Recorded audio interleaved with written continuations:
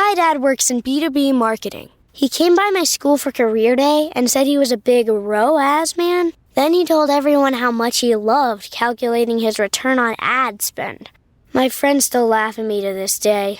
Not everyone gets B2B, but with LinkedIn, you'll be able to reach people who do. Get a $100 credit on your next ad campaign. Go to linkedin.com/results to claim your credit. That's linkedin.com/results. Terms and conditions apply. LinkedIn, the place to be, to be. Welcome to Orioles on the Verge. This is Zach Spedden, joined as always by Bob Phelan and Nick Stevens. And on tonight's episode, we're going to take a look at the final month of the Orioles season as they begin September after 2 cold months. But with better health coming up and a weaker schedule, will they turn things around leading up to the playoffs? And we will dive into that question tonight. But first, Orioles on the Verge is brought to you by BetOnline. BetOnline is the world's most trusted betting platform and your number one source for everything football. BetOnline has every stat, every matchup, and even live odds and spreads to bet on during the games. Think you know your stuff? Get in on our $200,000 mega contest and pick 5 games against the spread every week for your chance at weekly prizes and a share of $200,000. When the game's over, head on over to our online casino and get in on a game of blackjack or poker or unwind with one of our over 150 slots games. Head to the website today to get in on the action. Bet online. The game starts here. Now, if you've been living and dying by the Orioles, as I think most of our listeners have been in the last few months, you know that things haven't been going quite according to plan. The Orioles had sub-500 records in the months of July and August, and after being one of the best teams in baseball for most of the first half, they've hovered around 500 for most of the second half and came into Tuesday night's game against Chicago just 1 win above 500 in the second half of the season. However, by the virtue of time and playing their game earlier than the Yankees on Monday, they became the first team in the American League to get to 80 wins. They're only a half game out of the American League East, and their current series against the White Sox is one series in a slate of games coming up against weaker opponents. So that combined, hopefully with better health as some players come back from the IL here in the next couple of weeks, has some fans maybe feeling a little bit cautiously optimistic if they're not outright pessimistic at this point. So, Bob, I'll start with you here. We know the last couple of months have not been easy in Birdland. Injuries have been piling up. The team has struggled at various points, and at one point or another, it seems like either the bullpen and the rotation are not picking up the slack, or it's the offense not picking up the slack. Now, though, granted, you have the White Sox in town, but things seem to be going pretty well. How are you feeling about the Orioles at this point? I feel pretty good. I don't think any team's fan base is happy right now, except maybe the Astros, and that might be about it. Like you said, playing 500 for the past seems like 2-3 months, and weaker schedule coming into September combined with, I think we got a bunch of good injury updates today from Brandon Hyde when he talked to the media. Jordan Westberg was playing catch without a cast for the first time. Danny Coulombe pitched to live batters for the first time. Jacob Webb was just on a rehab assignment last week. Probably get one more game in early this week and then could be back by the weekend. Grayson Rodriguez has been throwing. Dean Kramer got hit with a line drive that looked like it broke his arm, but luckily, it turns out only a bruise. He was playing catch today, so avoided injury there. Zach Eflin came back as soon as his 15 days were up, and he pitched lights out, pitched fantastic. Again, it was against the Rockies, but he's continued to be a great pickup at the trade deadline. And yeah, I think as this team gets healthy and just, I don't know, I'm hoping, you get excited when you see the finish line up ahead. I'm hoping combined with health and that, a weaker schedule, and just you end with the Yankees and Twins, 2 potential playoff teams. Yankees for sure. I think that should get them going. I think we have as good a chance as anyone right now. I just would like to get some forward momentum here at the end of the season in the last month. Yeah, I don't care that it was against the Rockies. I don't care that they're doing what they're supposed to do against the White Sox. And you say, oh, well, they're not going to do that against better teams. The Orioles, I think, deserve this nice, easier way to end the season.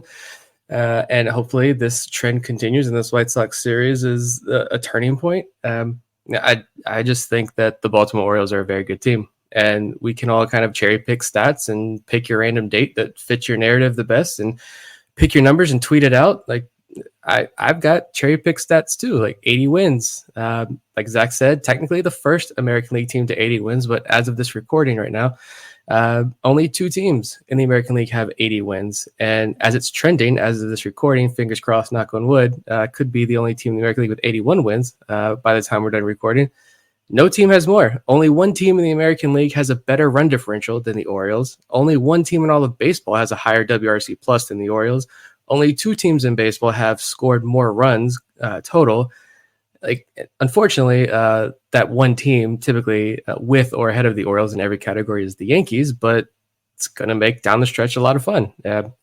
Every single team has injuries, and even though the Orioles have been hit hard, and I don't know, I'm not injury tracking other teams, so I can't tell you comparatively speaking where they stand with other organizations in terms of production lost.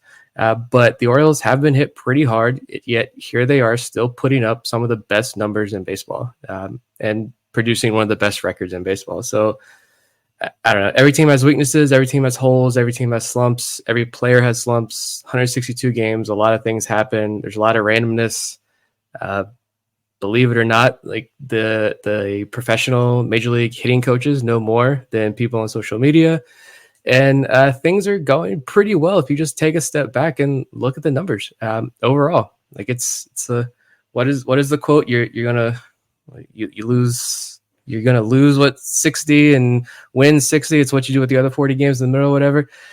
I think it's true. It's baseball. You can't watch it with this. Like I think I jokingly said after last week's episode off air, like, I don't know, baseball just is, I don't think anything is meant to be consumed on a nightly basis, baseball included. Like, you got to take a break and step back a little bit. And when you look back, like, I don't know, it's, I guess the one positive sign in all this, the social media drama and people who have, extremely high expectations and me disappointed by this team.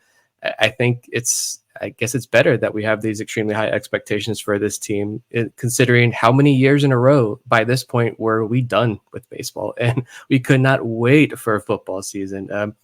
And now here we are in a race for the AL East title. And so, yeah, I think things are going pretty well for this team, all things considered, like Bob mentioned, and a lot of potential impact getting ready to return to this roster. Yeah, let's get to that for a moment, because the Orioles, if you look at their rotation, that in particular has been hit hard. Grayson Rodriguez, Kyle Braddis, John Means, Tyler Wells. Now, Rodriguez hopefully is going to be back before the end of the year, but we know that Means, Braddis, and Wells are finished for the season. They lost Eflin for a little bit. Kramer had an IL stint earlier this year and had been kind of up and down until the injury against the Rockies last week. It feels like if the rotation can just stay afloat until Rodriguez gets back, that's going to put the Orioles in decent shape. And I know it's against the White Sox, but Cade Pilvitt's going 7 1/3 in a start is huge, because normally when you have any rookie on the mound, you're happy with 5 complete innings. So to get 7 1/3 and not tax the bullpen as much is going to be crucial. So now, I will bring this point up, which is that Corbin Burnes has not looked particularly good of late. And I think that that's adding a little bit of stress for some Orioles fans. What are you guys seeing from him? Personally, I think better that he's going through this stretch now than as we're entering the playoffs. Because I think he's just a veteran enough, experienced enough that he can figure this out and figure out what's not working and make some adjustments. And I think we've already seen that, because I saw that he might have brought back the sweeper for a few pitches in his last outing, even though it wasn't the best. 5 innings, 2 runs against the White Sox. A lot of those hits were BABIP luck, like little bloops that just got over the infielders' heads and ground balls that snuck through.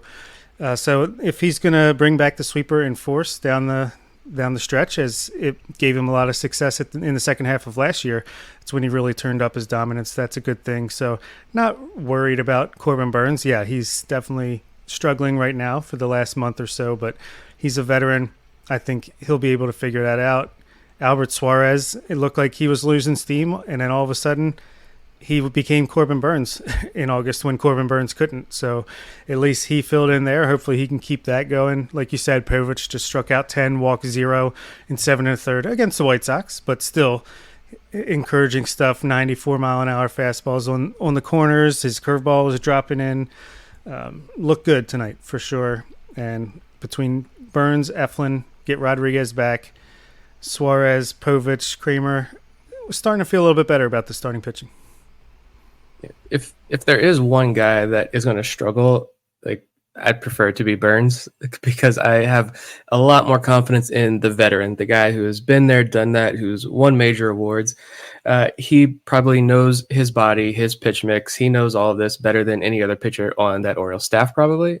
So I would trust him to be able to break through this and rebound well and end the year strong when, the intensity is going to get ratcheted up a little bit more here down these final couple of weeks. But like you said, Zach Eflin already returning and pitched one of his best games of his season with no rehab appearance. He just right back to the mound and dominated the Rockies. And he's made 5 starts since the trade deadline with this team, and he's 5-0 with a 1.95 ERA. And he's walked 4 guys in however many innings. Like, he's shoving. Like, I don't.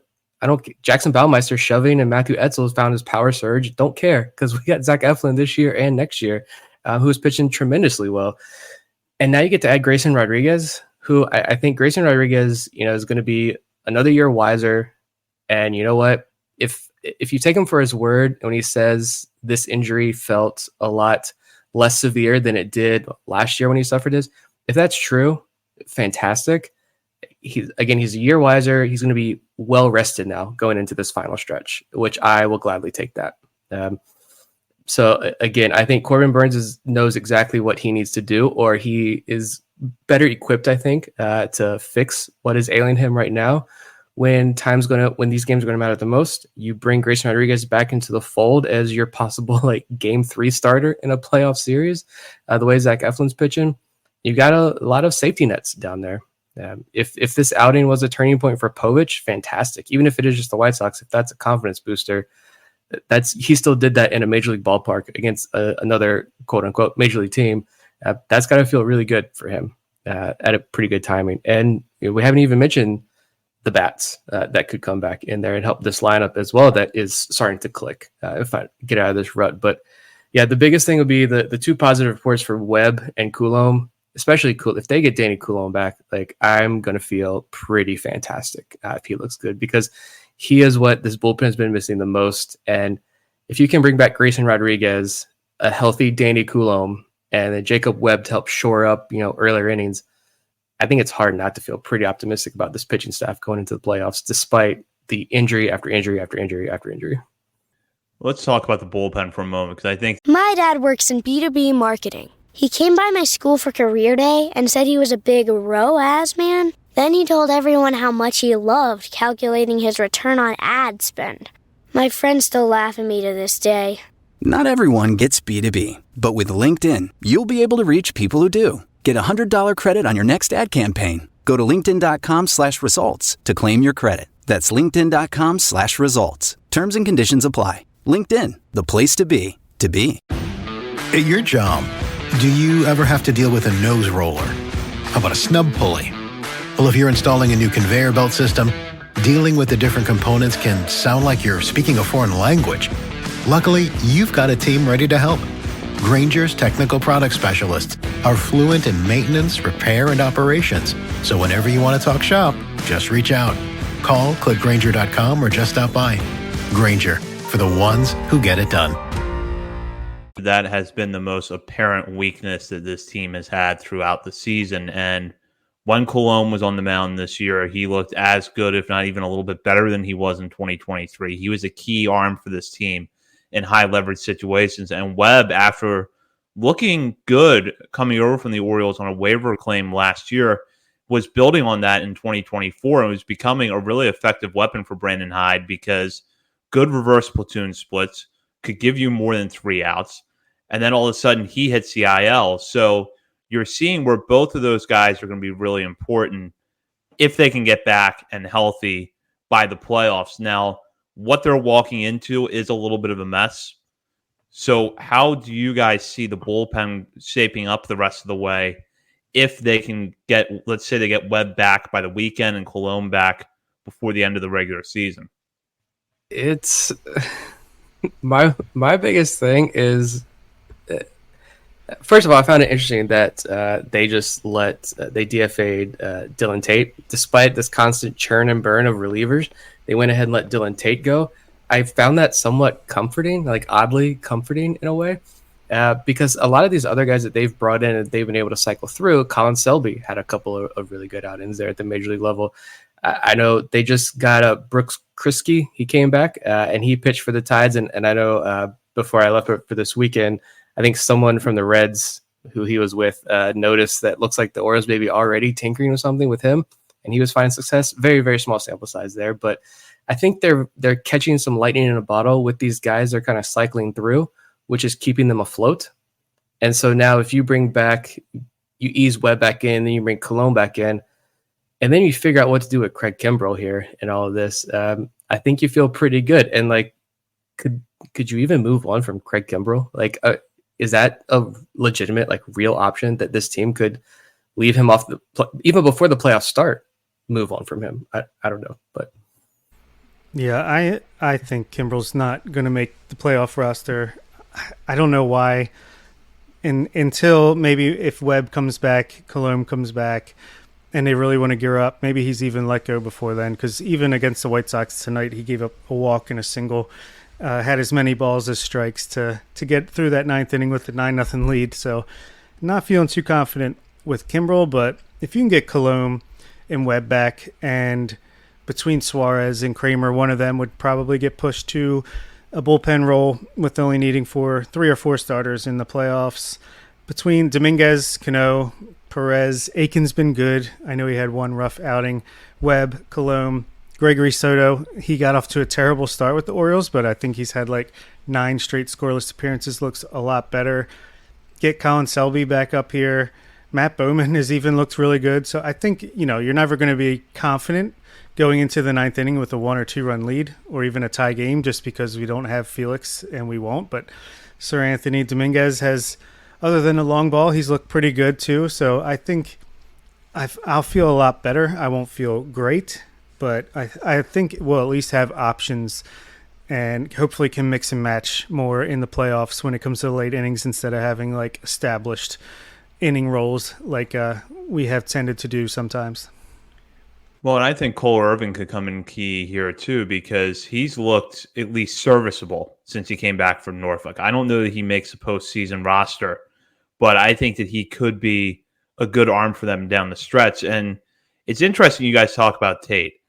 I knew the Orioles were going to move on from Tate sometime here in the next few months because he is arbitration eligible this offseason and was a clear-cut non-tender candidate. But as you brought up, Nick, you would think that if they were really desperate for bullpen help, they would keep him around because at least they know what they have. And it does raise an interesting question about Kimbrell in my mind. I still think that he finishes out the regular season with the Orioles. Now, whether or not he makes a postseason roster, there's questions about, how healthy is the bullpen going to be by then. But I don't think it's a hot take to put the question out there right now. Who would you rather have on your postseason roster, Bert Smith or Craig Kimbrell? And you don't want to be at that point with the guy you paid $13 million for this offseason, but we're here. Yeah, give me Birch Smith, and I know he hasn't been great, but I think he's got decent stuff. At least he's going to come in and throw strikes for the most part. With Kimbrell, you don't know, he might come out there, strike out the side, or he might come out there, walk, home run. So it's kind of scary. We have enough guys where, like Aiken and Cionel Perez, where you kind of know if they're going to be good or bad right away. I don't think we need to add some more gasoline to that fire. Like I said, I think they've gotten pretty lucky in these guys that they're cycling through, and they're giving them, even if it's just for a good week, give us that one good week. I mean, that's just get this makeshift back into the bullpen, or kind of like that last bullpen spot. Like that's what every team pretty much does. And so I think the Orioles are finding some pretty good pieces here. Guys that aren't going to make a huge difference in the playoffs, I don't think, but guys who are going to help down the stretch. And, to go prospect focused for a second, because we are a prospect podcast. I mean, I would have liked to have seen, I know there was some discussion, I would have liked to see Brandon Young. I know he's not on the 40-man, so, having to add him to the 40-man, but I would have liked to see Brandon Young get some innings against this White Sox team, just to see what he has in the at the major league level, because I do think if you really need an arm, although it's looking like less and less like we're really going to need that arm at the major league level, with some of these guys coming back, it would have been nice to see what he could do, because I don't think McDermott is coming back this year. I don't know the latest on McDermott there, but like Brandon Young is another healthy arm who's on the rise, who that's a unique fastball. That's a pretty good secondary. He's got a unique profile that I think could surprise some teams down the stretch here of these last couple of weeks in short inning stints, but it looks like we're not going to see him by tomorrow. So that's unfortunate, but it's also another good sign that, they haven't had to force Young up onto the major league roster yet. And I actually predicted he's going to start Friday's game for the Orioles against Tampa Bay Rays. Maybe because I'm going to that game. It's a little bit of wishful thinking, but it was kind of weird over the weekend that Brandon Young was originally scheduled to start Friday night. He got scratched, and then he started Sunday, which lines him up, or was it Saturday? Whatever it was, it lined him up perfectly for Friday's start if the Orioles wanted to do that. Maybe it was precautionary with Kramer in case he couldn't pitch, but I don't even know if Kramer is feeling good if you want him back out there right away. Maybe you skip him one turn, you give Brandon Young a shot against a Tampa Bay Rays team that struggles against right-handed pitchers, and then you just see what you got, get him a taste of the big leagues, and send him back down, because he's just been lights out at AAA and getting better and better. I posted since July 1st, he's got like a 2.84 ERA, and since August 1st, it's 2.30. Strikeout to walk ratio is pretty good. So, yeah, I'd love to see him get a shot as well, even if it's just a spot start, and then maybe you could work him in the bullpen at some point if you need to, but we'll see. Fingers crossed. As we kind of go with our, spot by spot on this team, let's, dive into the offense, because Jordan Westburg's injury has unquestionably shaped things. Ramon Urias, though, give him credit. He came in and he stepped up behind him. Unfortunately, he gets banged up when the Orioles are in Colorado. But Adley Rutschman, this is kind of a lingering discussion here, because Rutschman is still healthy and playing every day, but there has been a noticeable drop-off in production. You have to remember that it wasn't that long ago that Rutschman looked like he was by far the best catcher offensively in baseball, maybe a dark horse MVP candidate or a guy that should get down ballot votes. All of a sudden has really trailed off, back-to-back rough months offensively in July and August. Now, a lot of fans are tracing that to a hand injury that I believe occurred at the end of June, questioning if that is a factor. Is he tiring down the stretch? Because he does carry a very high workload for a catcher. I think that we are seeing some real positives from the Orioles lineup of late. Gunnar Henderson has reversed the slump that he had. Colton Cowser looks like he's putting the finishing touches on his Rookie of the Year campaign. Anthony Santander is doing Anthony Santander things. And Cedric Mullins all of a sudden is heated up. But do you guys think we can count on Rutschman to get back to some better version of himself between now and the playoffs? I'd like to think so. I mean, Brandon Hyde came out and said that no, he's not playing hurt, which, I mean, he's a catcher, so I'm sure he's got nicks and bruises. Like, he missed the game with a sore lower back. I'm sure he's not feeling wonderful, but it's good news to me that he wasn't dealing with anything serious that's been lingering. I think he said it's just basically the first slump of his life, prolonged slump at least, and yeah, I'd like to think, he's a smart enough hitter that he can work that out. But even if not, like, his presence and just, I don't know, I'll take a struggling, bad, quote-unquote, Adley Rutschman behind the plate every day over, I don't know, 75 to 80% of catchers out there. So I'm not too worried about it. I think, he's still just 26, entering his prime. And it happens. Slumps happen. Yeah, I mean, I still think he's an above league average hitter on the year, and especially a one. Was he like 105, 106 WRC plus? I think I looked before we came on. Like that for a catcher is still pretty darn good. I don't know what the league average this year is for catchers, but isn't it like somewhere around like 90 or something? Like it's below 100. I'll take that from Adley. I do think he's banged up. Like you said, I do think there's probably some lingering issues. And last year, I was trying to look real quick. I think it was him and William Contreras were like the only two played. Yeah, Adley and William Contreras each had over 600 plate appearances. Salvador Perez was close, but he's unique in his own way. Adley Rutschman and William Contreras, though, each over 600 plate appearances as catchers. And then Adley again getting the extended workload this year. I just think he's young, but I think that's still taking a pretty big toll on him. It's going to take a big toll on anybody. Putting on that gear most nights all summer long. I don't know. I think it would have been nice to give Adley an extended break here down the stretch, but like you said, I'd take a struggling Adley over most catchers in this league as well, just because he's still a league average bat at that position. Maybe move him down the order a little bit. I don't know where he's been batting lately, but maybe move him down the order a little bit, especially while these other bats are getting hot. I don't think it'd be as big of a concern, but yeah, there's clearly something lingering there with him physically, I think, and like credit to him though for playing through it and still producing. He's had a couple hits this series against the White Sox, so I don't know. We'll see, but yeah, I'm not too concerned about Adley as long as the rest of this lineup can continue producing like it has been.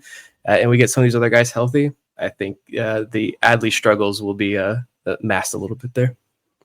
Yeah, I think you are going to. My dad works in B2B marketing. He came by my school for career day and said he was a big ROAS man. Then he told everyone how much he loved calculating his return on ad spend. My friends still laugh at me to this day. Not everyone gets B2B, but with LinkedIn, you'll be able to reach people who do. Get a $100 credit on your next ad campaign. Go to linkedin.com/results to claim your credit. That's linkedin.com/results. Terms and conditions apply. LinkedIn, the place to be, to be. If you're a facilities manager at a warehouse and your HVAC system goes down, it can turn up the heat, literally. But don't sweat it, Grainger has you covered. Grainger offers over 1 million industrial-grade products for all your operations, including warehouse HVAC maintenance. And even better, they offer access to experts and fast delivery, so you and your warehouse can both keep your cool. Call 1-800-GRAINGER, click Grainger.com, or just stop by. Grainger, for the ones who get it done. Have to offset it a little bit because he's clearly tired. Now, the good news is that if you want to break it down month by month, his OPS did jump a couple hundred points from July to August, but he also posted an OPS in the 400s in the month of July, and he's hit just 210 since the All-Star break, 210 going into Tuesday night's game. But as you both pointed out, even with that prolonged slump in the second half of this year, he's still one of the best offensive catchers in baseball. So on the balance, an Adley Rutschman that slumps for 2 to 2.5 months is still going to be better than most catchers in the game. But I think that for the Orioles, it's going to be a matter of figuring out, can Cedric Mullins sustain what he's doing right now, because that really adds something to this lineup that has been missing all year. Getting Westberg back and getting him close to the form that he was in the first half would help. And Jackson Holliday, there's still a lot for him to learn at the major league level, but he's hitting the ball harder than he did that first time around. He looks more comfortable in the box. I don't expect him to be a big contributor offensively in the next few weeks or in the playoffs, but any little thing he can do can help offset this. And hopefully Adley before the end of the year looks a little bit closer to a league average hitter. If you can get him back to that point, you got to feel pretty good about things. Yeah, I just think with the bats in general, I think the pitchers coming back is going to be more beneficial and have a bigger impact. Westberg, I mean, not to discredit Westberg, he had 18 home runs and a 129 WRC plus before he went down to an injury. He can also help shore up that defense a little bit.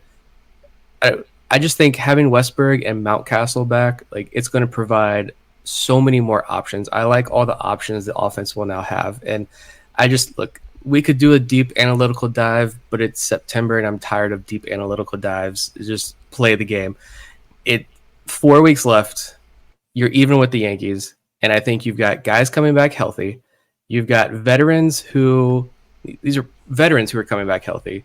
You've got a lot of guys who are due for a hot stretch. Like Adley is due for a hot stretch. Mountcastle, if you can find just 2 weeks of a hot Ryan Mountcastle can help change that lineup. 2 weeks of a hot Kobe Mayo can help change this lineup. The stability of Jordan Westbury can help change this lineup. Like there's so many different options that they can then play with as long as everybody is healthy that I feel good down the stretch. Like I said, there are some guys who are due to turn it around. Maybe Mullins is experiencing that right now. I hope so. But it's just another reason why I can't help but have this positive outlook as we head into this final stretch, because we've seen what this team is capable of. And I think we could just as easily see that run again here over the last 3-4 weeks. It's funny, I completely forgot about Ryan Mountcastle.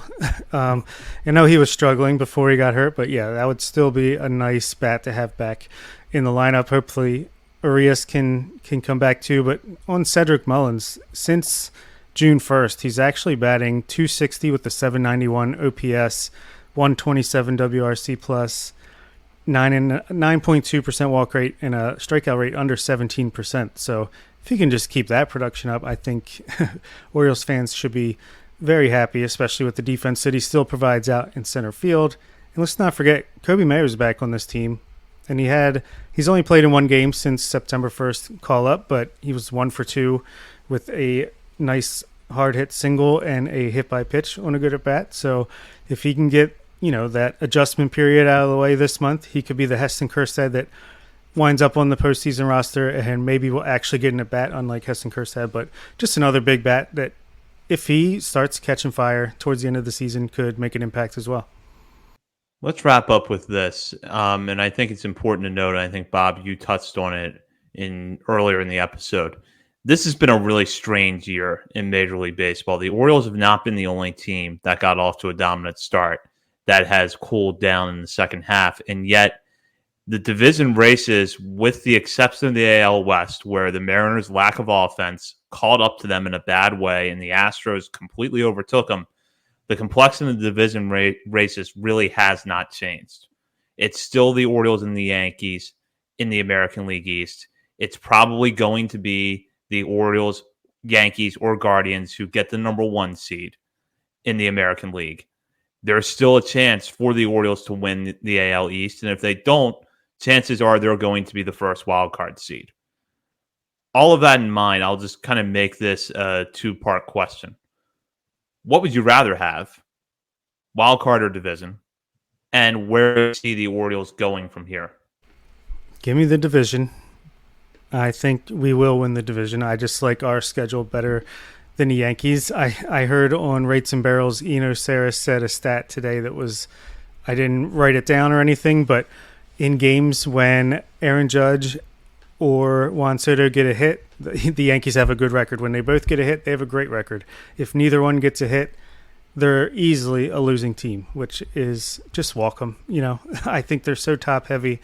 I like our chances here down the stretch to take the division. And then from there, I think if we're healthy, we're as good as any team in the league, and we can go all the way. That remains to be seen, but I would definitely I don't know. I would hope we did better than last year at least, but I think we could go on a run here. Yeah, the schedule is definitely more favorable to the Orioles. I know the Yankees have the Cubs, who I think are still fighting for a playoff spot. Their offense has, I know, been on an absolute tear the last couple of weeks. They get Seattle, who is falling apart, but who knows? They could go on a run here and make things interesting down the stretch, or at least play spoiler. You got to win the division. I think that's every Orioles fan. I think that's the expectation at this point, especially after last year. But win the division. But honestly, after understanding that there has been struggles this year, understanding that there are holes on this lineup, despite every team having those holes and the same struggles and everything else, honestly, if we've said it all year about last year playoffs with the Texas Rangers, just get into the playoffs. The playoffs are a crapshoot. If they don't win the AL East, that's going to be disappointing. But at the same time, I would say I don't care what the playoff bracket looks like. Just get into the playoffs. So, I'm fine with that as well. Like I do feel pretty optimistic about this team's chances, and I do want to see them win the AL East because I think they can. I think they are a better team, and I think the schedule is much more favorable. But at the same time, as everyone has said all year long and continues to stress, how the playoffs are a crapshoot. Just get in. And what team is separating themselves here in the American League? Zach rattled off some of the names there. Yeah, the Astros have run away a little bit here with the AL West. The Mariners are falling apart. There's no one else in that division who's going to be challenging. Like the Minnesota Twins, does that offense scare anybody? Like not really. And that's who the Orioles will finish the season with. Kansas City could be intriguing. Cleveland's offense, when it's clicking, it can be hot, sure, but if the Orioles bats are hot, like that's a pitching staff that I think you can take heavy advantage of. Who in the American League East like really scares you? I don't really see anybody. Houston probably the most, to be honest, probably more than the Yankees. So yeah, I would love to play the Yankees in the playoffs.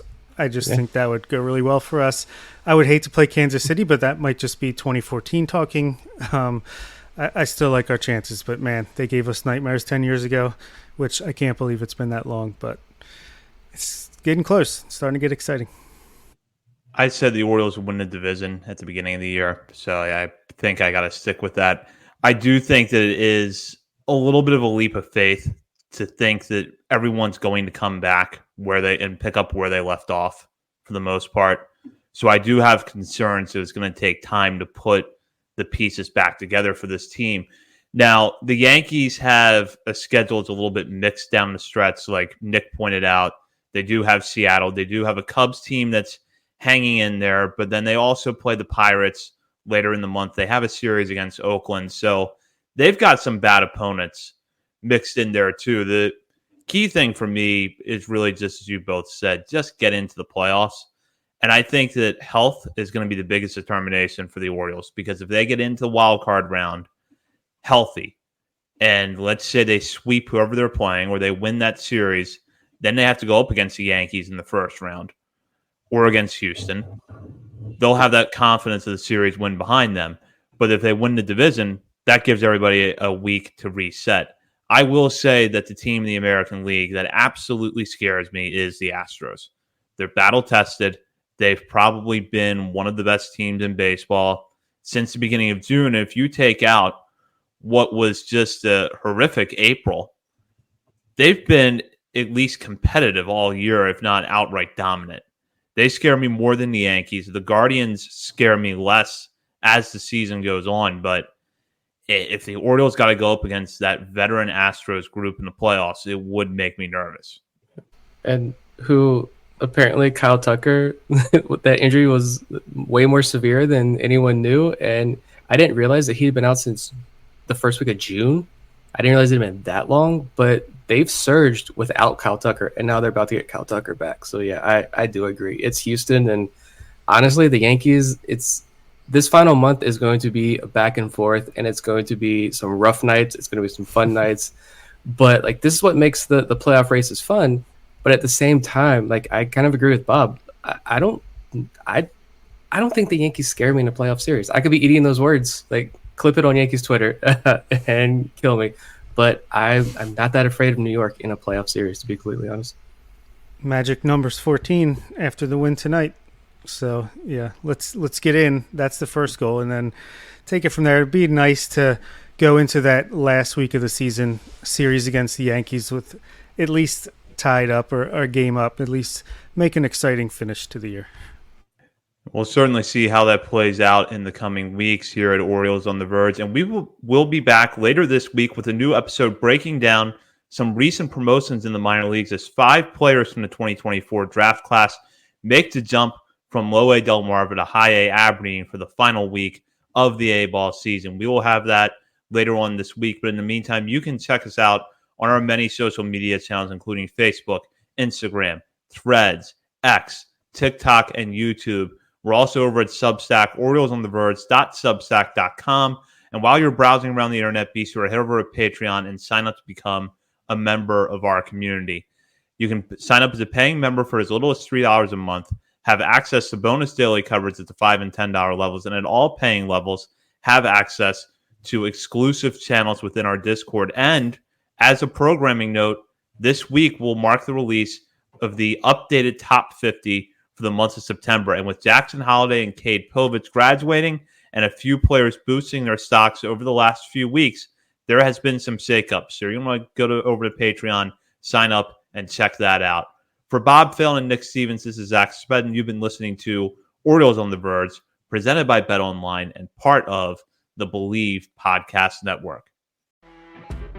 You know when you're listening to a true crime story that has an unbelievable plot twist that makes you stop in your tracks? That's what our podcast, People Are the Worst, brings you with each episode. I'm Rachel.